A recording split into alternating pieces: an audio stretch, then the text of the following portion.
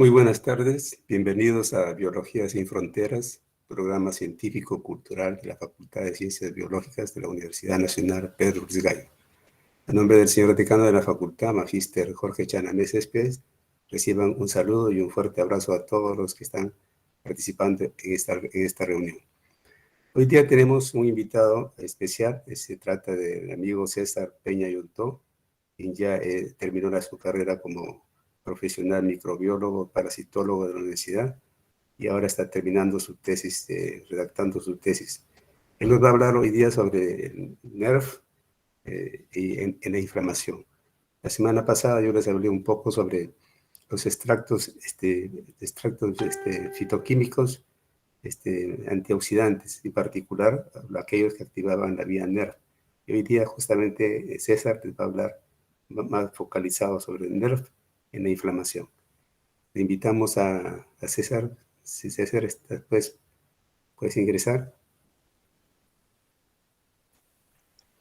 Buenas tardes con todos. Gracias, amigo Pedro.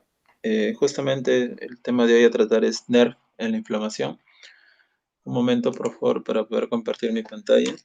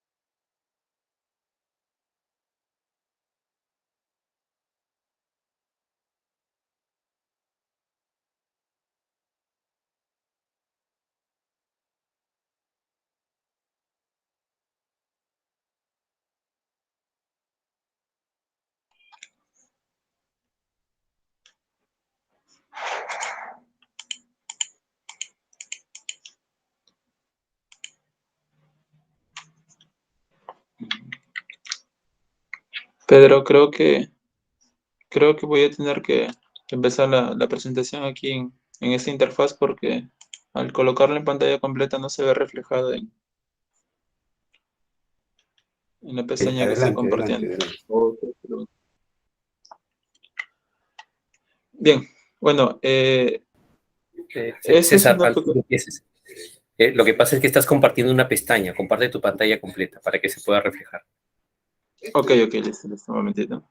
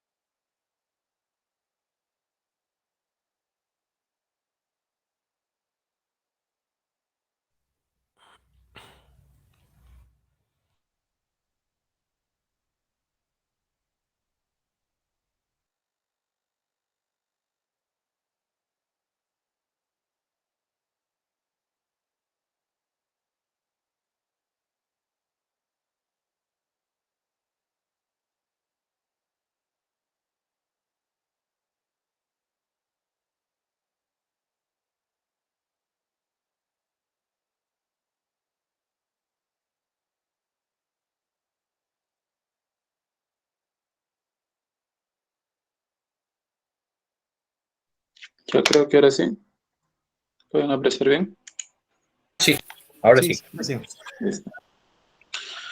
Listo, como les comentaba, esta presentación es una pequeña recopilación, pues, en el amplio mundo que hay sobre la información acerca de NERF. Bueno, para cuestiones didácticas he decidido dividirlo, pues, en pequeñas partes, ¿no? Como para ir desglosándolo y sea un poco más entendible. En primera instancia vamos a hablar de lo que es NERF en definiciones básicas y lo que es la inflamación. Bien, por una definición, el Instituto Nacional de Cáncer define a NERF como una proteína que controla el modo en que se expresan ciertos genes. ¿No? Estos genes ayudan a proteger la célula del daño que es causado por los radicales libres, producto de, ya sean de daños celulares, daños en el tejido, o por la infección, ¿no? de algunos agentes patógenos como bacterias, algunos hongos. Bien, los radicales libres, estos podrían tener que ver, bueno, mayormente son relacionados pues al tema del cáncer, ¿no? También se relacionan a las enfermedades cardíacas, a los accidentes cerebrovasculares y otro tipo de enfermedades relacionadas con el envejecimiento. Bien, esta proteína es codificada por un gen, bueno, aquí está el nombre aquí en la pantallita, NF2L2. Por cuestión de didáctica, a NRF2, que es la proteína que vamos a hablar, vamos a llamarla NERF, así que cuando me escuchen mencionar esta palabra, estamos hablando de esa proteína. Bien, conozcamos un poco más sobre este gen. Bien, como ustedes saben, NERF, bueno, todo gen activador que promueva la activación de determinados genes, siempre va a ir acompañado por otro gen regulador, ¿no? Como para que haya un juego de encendido y apagado. Este gen regulador se le llama KIP1, ¿no? Aquí vemos presentando. Se dice de que la estructura de NERF2 está compuesto por 7 dominios, ¿ok? Por un amino terminal y un carboxilo terminal. En el primer dominio va a estar conformado por dos motivos fundamentales. En NH2, que es el primer dominio, los dos motivos DLG y ETG son los que van a interaccionar con los 6 motivos más aquí en el regulador, como lo ven aquí en la pantalla, para que se mantenga acoplado y así se mantenga inactivado esta proteína NERF2. Ok, continuamos.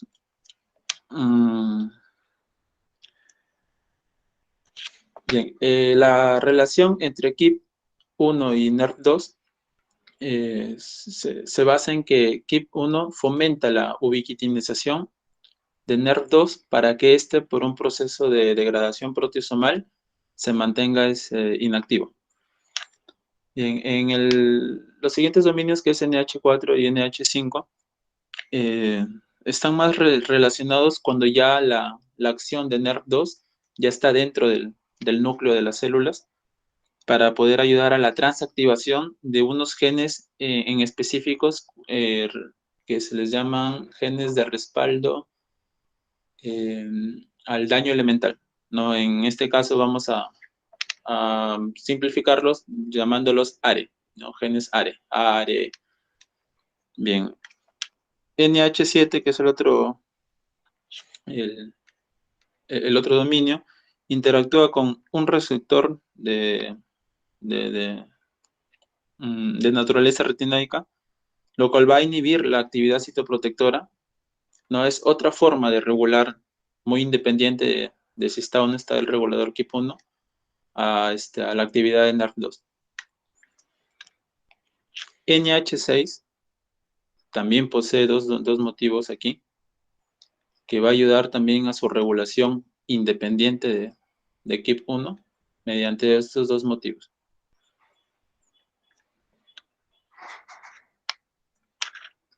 Bien, se dice que las vías antioxidantes claves inducidas por NERF2 incluyen enzimas que catalizan la síntesis y la reducción del glutatión, con siglas GCH, así como la generación reducida de nicotinamida, o sea, el NAC reducido.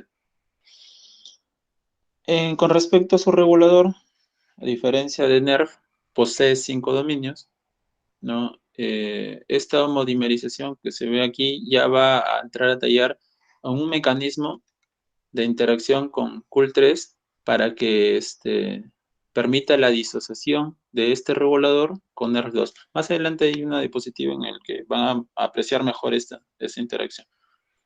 Entonces aquí lo principal es que conozcan cómo interactúa su regulador de NERV, en qué regiones, qué motivos son los que interactúan con los dominios del regulador KIP1, para así activar a este gen.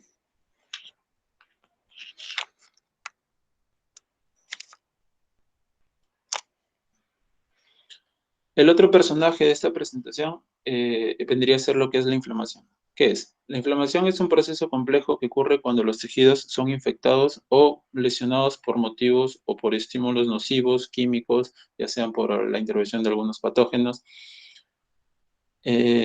Otra definición también parte de esta es que también se considera un fenómeno patológico asociado con una gran variedad de estados de enfermedad inducidos principalmente por factores físicos, químicos, biológicos y psicológicos.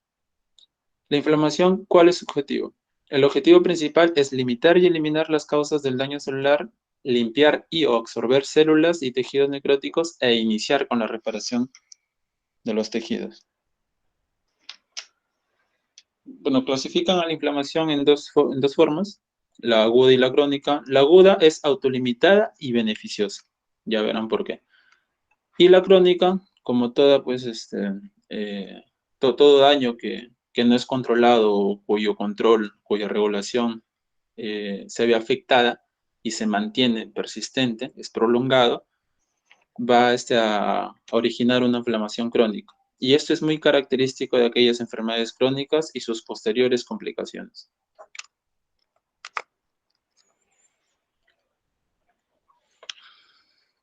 Bien, aquí empecemos, ¿no? Nuestro sistema inmuninato posee células, ¿no? Como los monocitos, los macrófagos, las células mastocíticas, los basófilos, los eosinófilos, las células dendríticas, las natural killer. Bien, ¿qué pasa aquí? Estas células inmunitarias van a reconocer si es que hay alguna infección al agente infeccioso, pero si es que hay algún daño a nivel de tejido, ya sea por algún golpe, por algún traumatismo, como lo podría ser, pues, ¿no? Cuando te dobles el tobillo, cuando sucede un esguince, se inflama toda esa zona y hay una lesión tisular. Al haber una lesión tisular, va a existir un daño celular.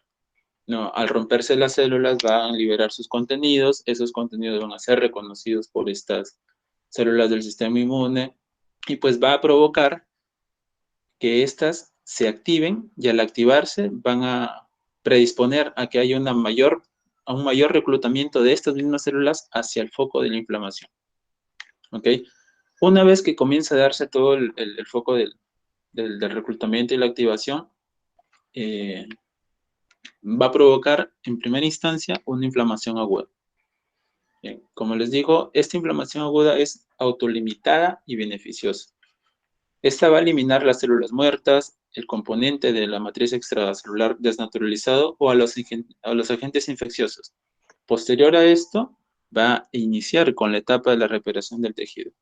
Pero, ¿qué es lo que pasa cuando hay un descontrol, cuando hay un desbalance, cuando el daño es persistente? ¿No? Ya comienzan a ocasionar lesiones al huésped.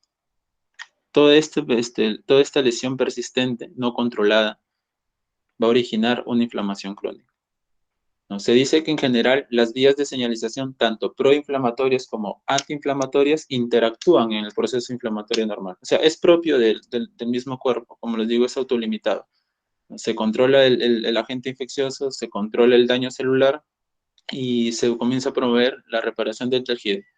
Nuevamente, cuando no hay un control, sucede la inflamación crónica. Ok, creo que ya muchos de nosotros hemos conocido, ¿no?, a lo largo de la carrera de que nuestras células innatas reconocen determinadas estructuras en los agentes infecciosos como las bacterias, ¿no?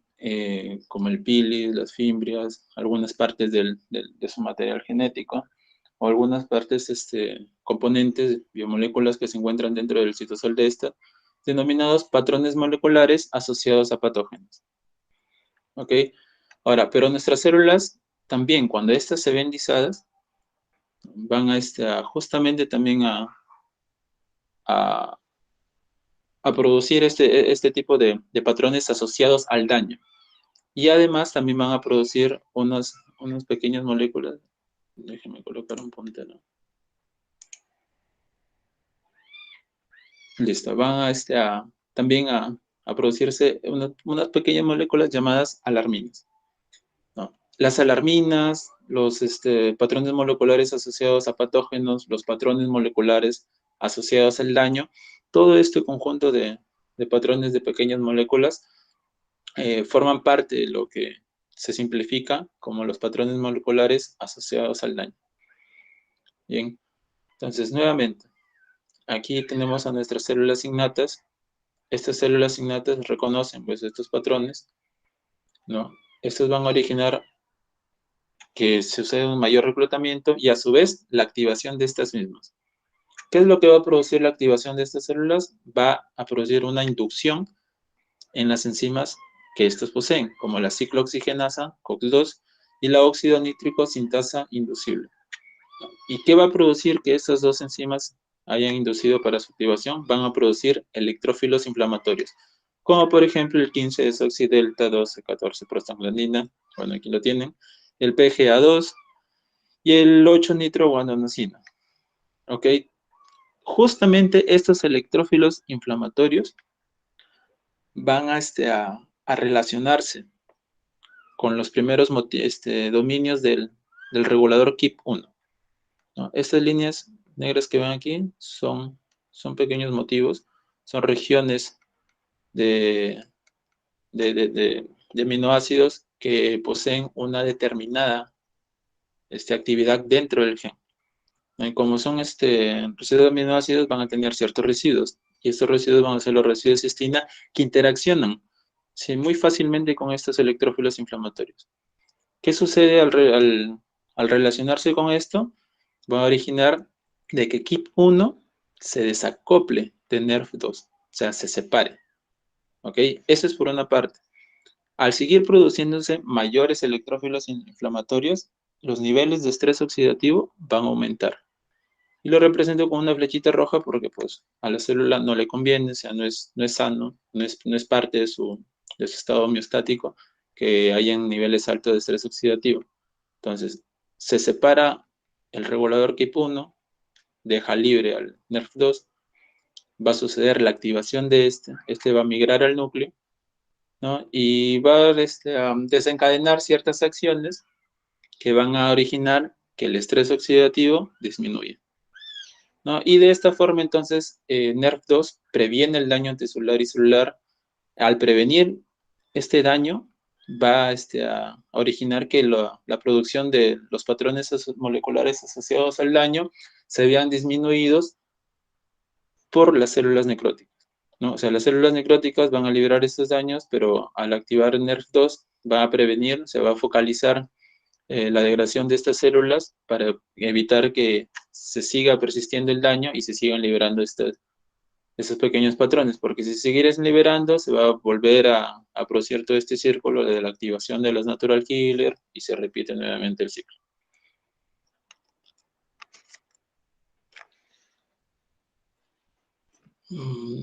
Aquí. Bueno, nuevamente, persistimos con lo que es el tema de las células innatas.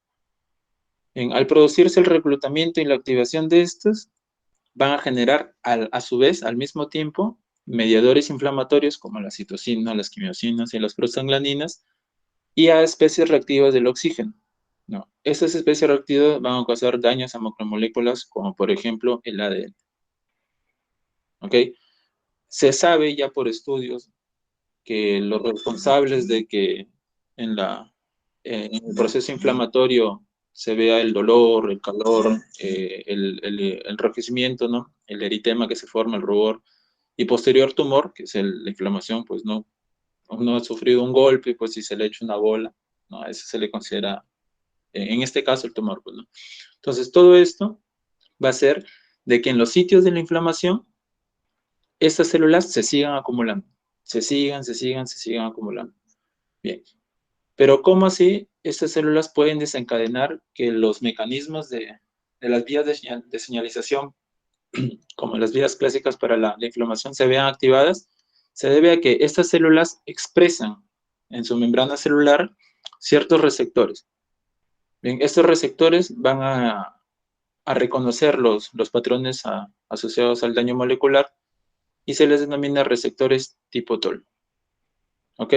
Las citocinas y las quimiosinas, más la activación de estas células que reconocen gracias a los receptores tipo TOL a los patrones moleculares, van a originar la activación de múltiples cascadas de transducción de señales y de factores de transcripción.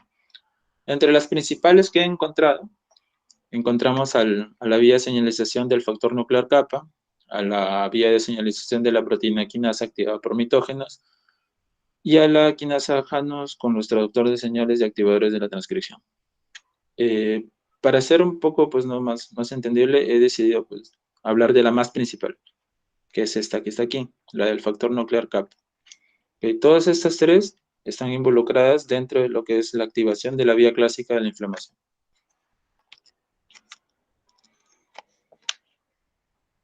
Bien, ahora la pregunta es, ¿cómo funciona NERV2 en condiciones normales?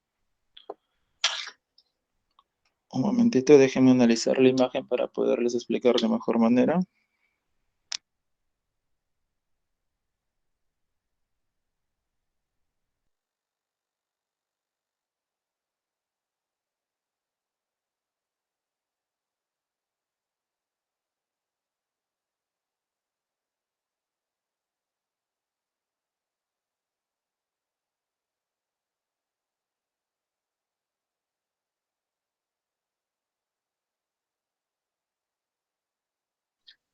Ok, listo.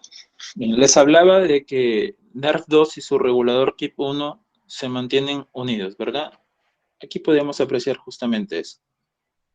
En el citosol, en el citoplasma de la célula, vamos a encontrar así, en esta forma, a nuestra proteína. Aquí está NERV2, aquí está KIP1. Como les dije, NERV2 en el residuo, en el dominio NH2 tiene dos motivos, DLG y ETG, que interacciona con los 6 motivos de KIP1, aquí, y que junto a CUL3, que es otra proteína, ¿no?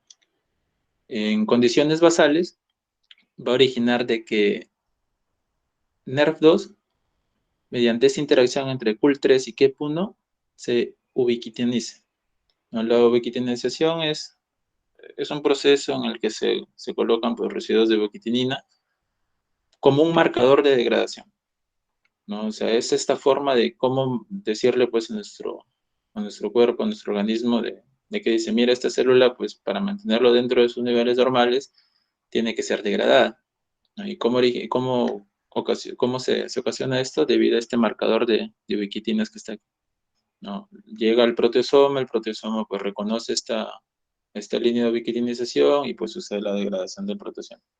Eso es en condiciones basales, ¿no? Siempre hay un aumento y una disminución de esta proteína. Pero ¿qué es lo que pasa cuando hay un proceso inflamatorio, cuando se origina un estrés oxidativo? Los autores dicen de que estos compuestos ROS, ¿no? De los residuos de los componentes reactivos del oxígeno, originan de que haya una fosforilación en NERV2, ¿no? Pero hay otros autores que dicen que hay una quinasa que fosforila a NERV2 debido a la presencia de ROS, que son los agentes reactivos de oxígeno, para que haya una separación, se desacople KIP1 con CUL3. Si se separa esto, no va a existir esta fase. Y al no existir esta fase, no se va a dar la degradación del proteasoma. ¿Por qué razón se dice de que NERV2 se ve fosforilado antes de empezar con su actividad? En primer lugar, dice que para que se disocie de su regulador y facilite la entrada a través de la membrana nuclear. Bien, entonces, pero hay otros autores pues, que no consideran eso porque dicen de que la fosforilización es parte ya de otro mecanismo de autorregulación. Que aquí está abajo, ahorita les explico en un instante. Pero bueno, entonces se desacopla el regulador, queda libre NERV, ingresa al núcleo. Dentro del núcleo se va a asociar obligatoriamente a otras pequeñas moléculas MAF, que está aquí, se asocian, llegan al marco de lectura del ADN, justo en esa zona donde se encuentran estos genes ARE, ¿no? Va a transactivar su transducción, ¿no? Para que estos genes se vean expresados y así se puedan producir estos productos, valga la redundancia. No detallo mucho aquí porque hay otra diapositiva que justamente habla solo de esta partecita, ¿no? Como para que lo vean. Luego, en otra parte, aquí. Bien, dice, como les dije, ¿no? Aquí está CUL3, es la responsable de colocar estas ubiquitinas, pero siempre y cuando esté relacionado a KIP1. ¿Qué es lo que pasa cuando no está este regulador? No va a haber una sobreexpresión de NERV2. Como les digo, las células siempre van a buscar su homeostasis. Entonces existe otro mecanismo de autorregulación que está en esta molécula beta-TRCP asociada a CUL1. CUL1, al igual que CUL3, originar de que haya una ubiquitinización en NERV2. Entonces, en primera instancia, GSK3 fosforila NERV2. ¿Okay? Esta fosforilización va a promover de que este complejo formado por CUL1 y beta-TRCP reconozca este NERV2 fosforilado y así sucede su ubiquitinización. Entonces, si es que ya se ve ubiquitinado, ya está marcado para su degradación, pasa lo que es el proteasoma y sucede la degradación proteasomal. ¿Ok? Listo. Ahora, ¿qué es lo que, como les digo, la activación de NERV2 no siempre va a darse también pues por este estrés oxidativo? ¿Qué es lo que pasa? Se ha visto en investigaciones que no es necesario que existan niveles altos de los elementos reactivos de oxígeno, los ROS, para que suceda la activación de esto. Y aquí se explica. Esta molécula de LC3 junto a P62 se va a acoplar al regulador KIP1, como ven aquí. Estos dos de aquí se acoplan a KIP1. Sucede la separación. Este regulador KIP1, como ya está marcado por estas dos moléculas que están acá, va a haber una degradación autofágica. O sea, se degrada su regulador. Al degradarse, pues el NERV2 activa, ingresa a la célula y se produce toda la transactivación de estos genes, ¿no? Aquí está. Ok, como les digo, esta partecita que está aquí, lo van a ver a mejor detalle aquí. Aquí está. Listo. Recuerdan que en KIP1, dentro de sus dominios, hay regiones que son ricas en cisteína, ¿no? Ya bien, se dice que esta cisteína, como lo comenté anteriormente, al producirse electrófilos inflamatorios, interaccionan con estos residuos de cisteína, estos van a provocar un cambio conformacional en el sitio catalítico que reconoce a NERV2 para su desacoplamiento. ¿Ok?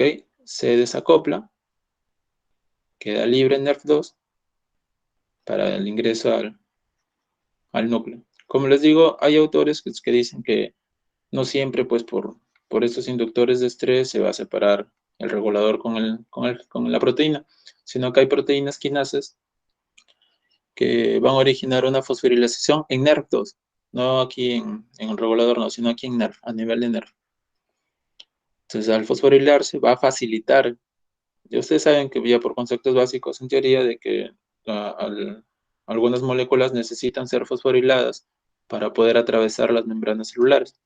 En este caso, NERV2 se fosforila, pasa a lo que es el núcleo y, como les digo, obligatoriamente tiene que relacionarse con pequeñas moléculas que van a facilitar y mejorar la activación de NERV2 para que ésta pueda transducir la información que existe en estas regiones de estos genes, como ven aquí, para así provocar que estos genes se transcriban y comienzan a producir, pues, ¿no?, las enzimas antioxidantes, aquellas enzimas que se van a estar encargadas de la detoxificación de los electrófilos, aquellas enzimas que intervienen en el metabolismo del glutatión, y todo, pues, todo eso, esas reacciones de moléculas que van a originar una antiinflamación, de aquellas moléculas que van a mejorar el reconocimiento de los DAM, ¿no? Como el ADN liberado se convierte en un patrón molecular asociado para que las células innatas lo reconozcan, pues se active todo el mecanismo que ya he explicado.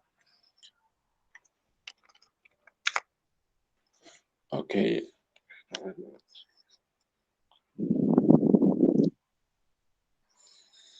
Bien, se dice de que NERV2, ¿no?, hay muchos previos, hay muchos estudios que relacionan al NERV2 como el factor de transcripción que regula la expresión de enzimas desintoxicantes de fase 2 y la expresión de los genes antioxidantes.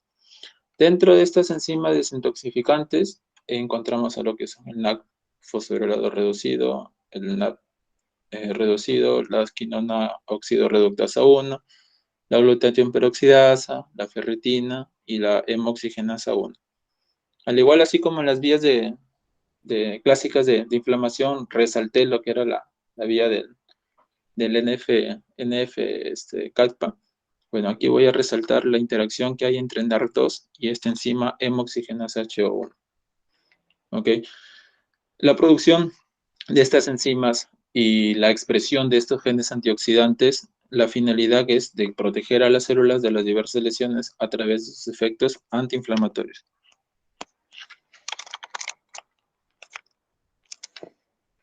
Bien, el papel antiinflamatorio del eje NERV2-HO1.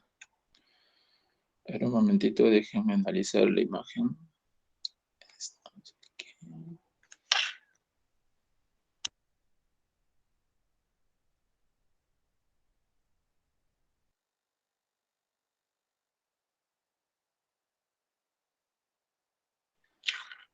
Listo.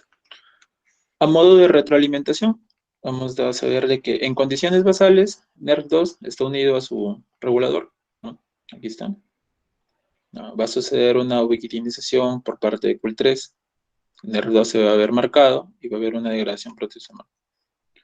Bajo condiciones de estrés, NERV2 se desacopla de su regulador, se trasloca al núcleo, se asocia a pequeñas moléculas, origina la activación de estos genes para su posterior transcripción, y así se van a producir enzimas antioxidantes. Entre las principales está el HO1, ¿no?, que va a catalizar la reacción de separación del grupo hemo. Este grupo hemo se va a convertir, ¿no?, en dióxido de carbono, en fierro más 2 y en biliverdina. Bien. El dióxido de carbono va a inhibir la activación de esta vía de inflamación, ¿no?, NF-κB. ¿Qué es lo que pasa si no existe esta inhibición? Va a ser de que esta vía de clasificación active la producción de citocinas proinflamatorias como la interleucina 6 y el factor de necrosis tumoral alfa. Bien, al producirse eso, pues va a haber una reducción de las citocinas antiinflamatorias como la interleucina 10. Ese es en el caso de que este CO2 pues no inactive esto.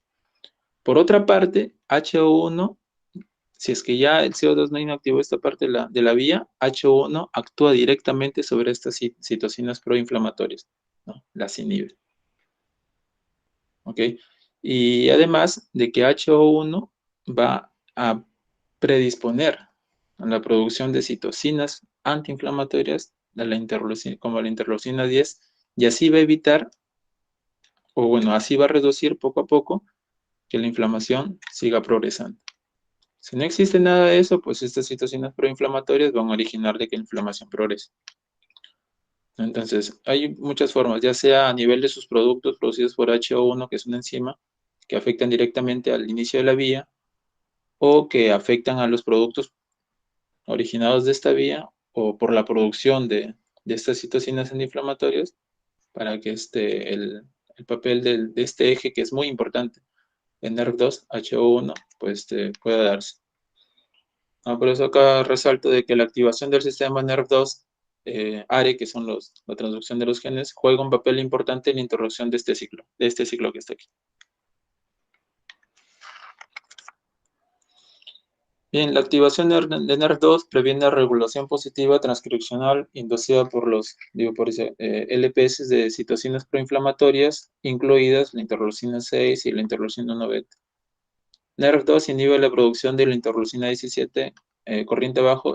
Corriente bajo más que todo es por la forma en cómo se da su transducción. Es un poco ya más de molecular, no le tomen tanta importancia, ¿no? Sino que inhibe la producción de interleucina 17 y de otros factores inflamatorios. En el eje NERV2, H1 juega un papel importante en la función antiinflamatoria, lo que sugiere que NERV2 es un objetivo terapéutico en las enfermedades asociadas a la inflamación, ¿no? Por eso resalté justamente, la mayoría, ya van a ver que la mayoría de fármacos que se están produciendo son dirigidos a esta vía. NERV2 como diana terapéutico. Dada su función dual en la iniciación y en la progresión del tumor, no les digo de la inflamación, tanto el activador como el inhibidor de NERV2 se han considerado en la prevención y en la terapia del cáncer. Es lo que generalmente en estos momentos pues, se está trabajando más en lo que es el cáncer. Y se trabaja más acá porque pues, hay cánceres que son adictos a la activación de NERV2. O sea, en vez de que la activación, como han visto, da beneficios a la célula, pues el cáncer no. Estas células son adictas a que se produzca más y más y más de esto para que los daños producidos por los agentes de las quimioterapias no se vean pues no afectadas. Es difícil activar, bueno, acá está, como les digo, es difícil activar específicamente NERV2 en tejidos normales, mientras se usan otras drogas para inhibir su actividad en cánceres establecidos, ¿no? Mientras que por una parte, en tejidos normales buscamos pues que la activación de NERV2 provoque un beneficio al cuerpo, en los cánceres pues se está buscando que se inhiba más bien su actividad. Los activadores de NERV2 mejoran la desintoxicación de carcinógenos y protegen diferentes tejidos, especialmente el hígado. Esas enzimas de fase 2 que les mencionaba, justamente son muy, muy producidas aquí dentro de estas células del hígado. Hay muchos modelos murinos en estudios, pues aquí les dejo la bibliografía como para que puedan revisarlo, porque generalmente se hacen estudios en animales, ¿no? Hay muy pocos hechos en humanos justamente por este motivo, ¿no? De que es muy difícil activarlos en tejidos normales.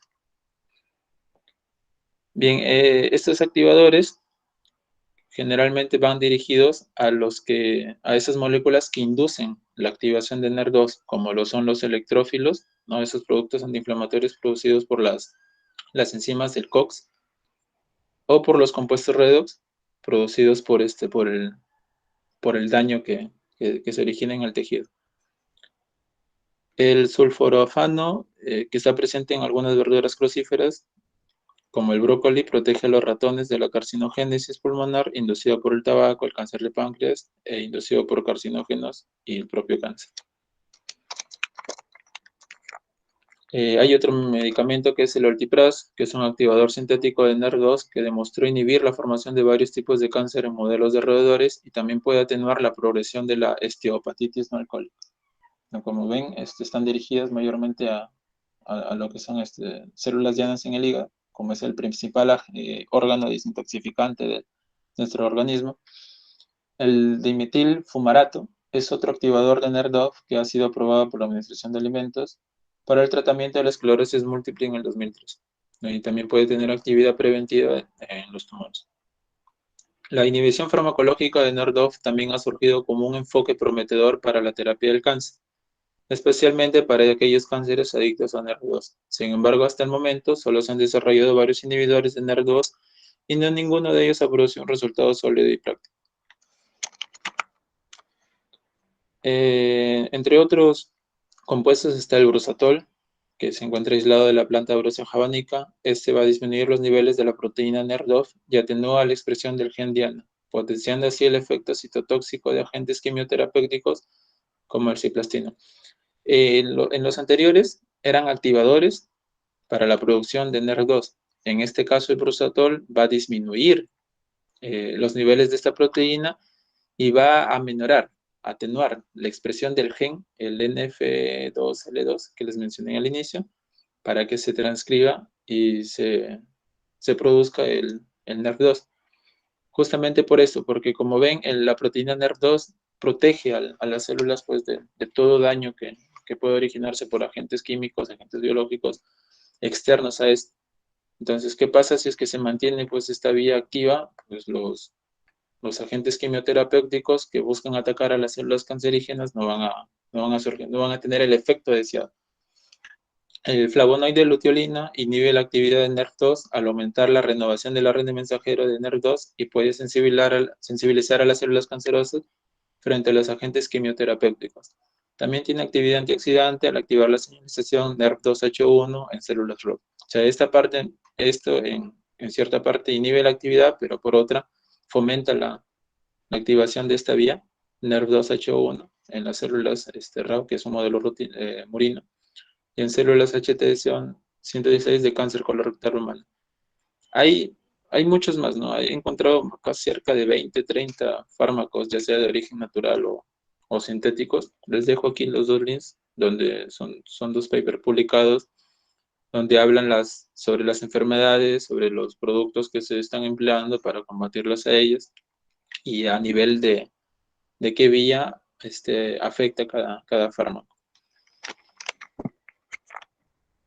Y en un ejemplo, pues decidí colocarles el papel de NER2 en la supresión de la inflamación en la enfermedad de la osteoartritis postraumática, ¿no? La osteoartritis post algún evento traumático, alguna cirugía, algún golpe.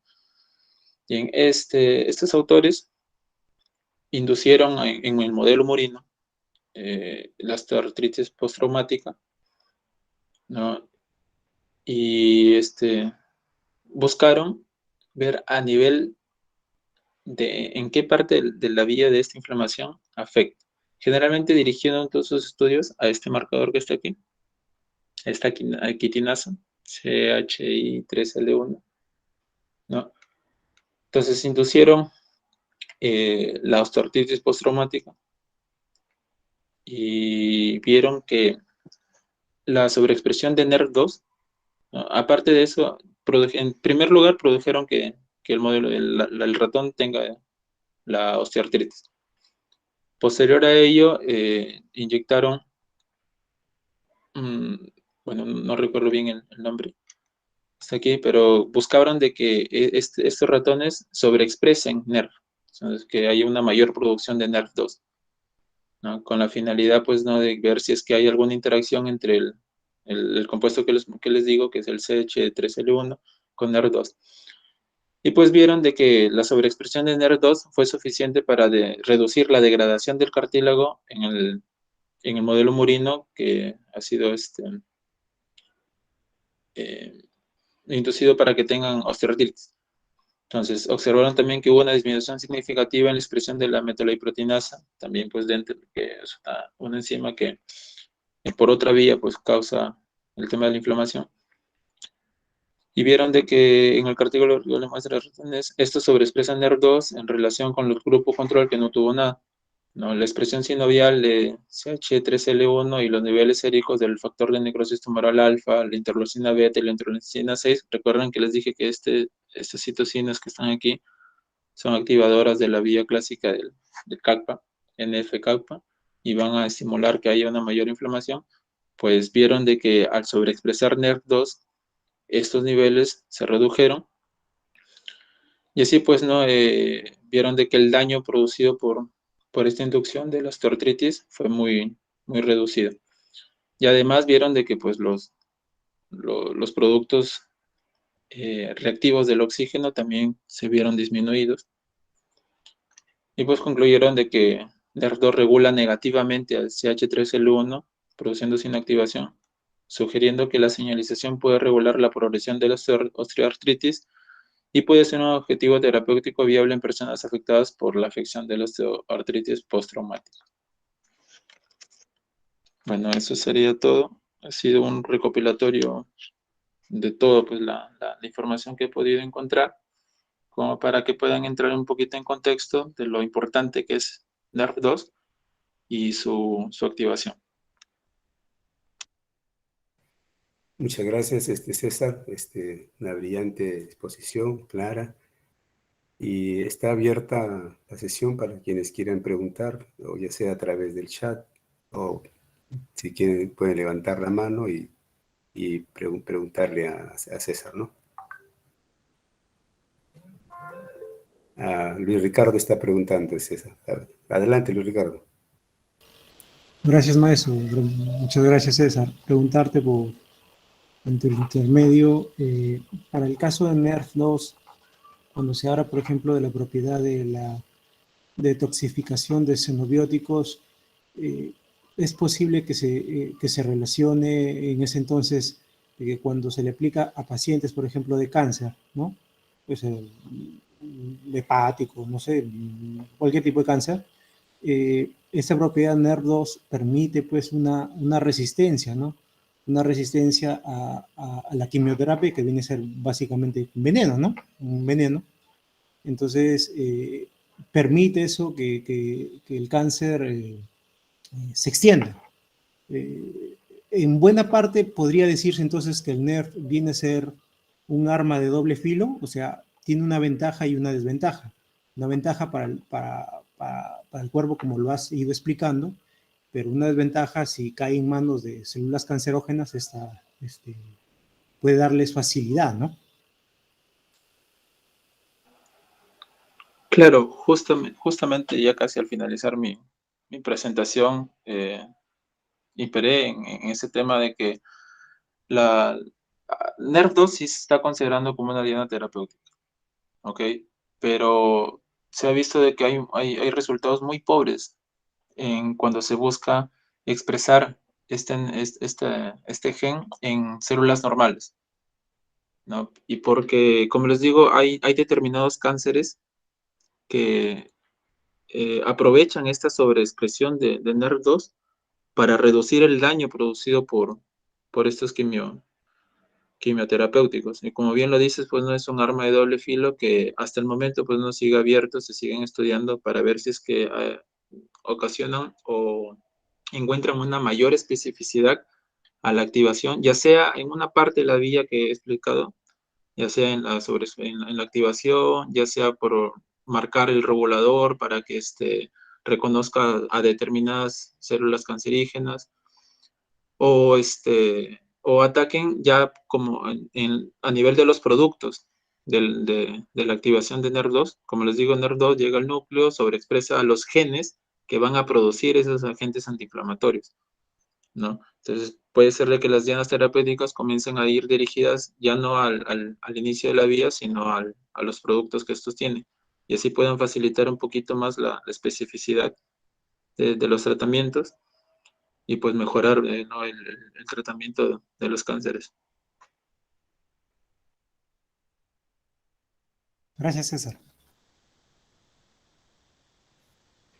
César, me parece que en la información también hay, o en la literatura hay, podría decirse un mensaje que resulta un poco, bueno, un poco, yo lo encuentro como una mala noticia, pero que a la vez también es como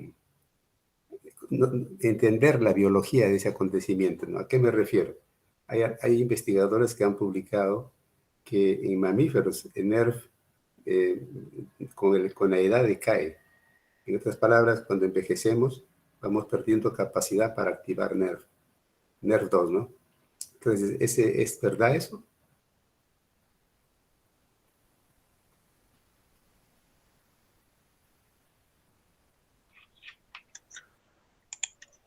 Eh,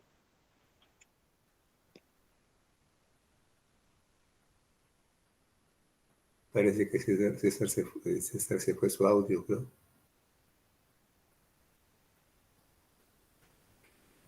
Bueno, sí, hay una... ¿me escuchas? Sí, ahora sí te escuchamos. Pero se me fue el internet, disculpe. Sí, bueno, como ven, el tema del envejecimiento siempre se va a ver relacionado a que disminuya tanto la respuesta inmunológica, la producción o la desintoxicación de ciertos agentes tóxicos.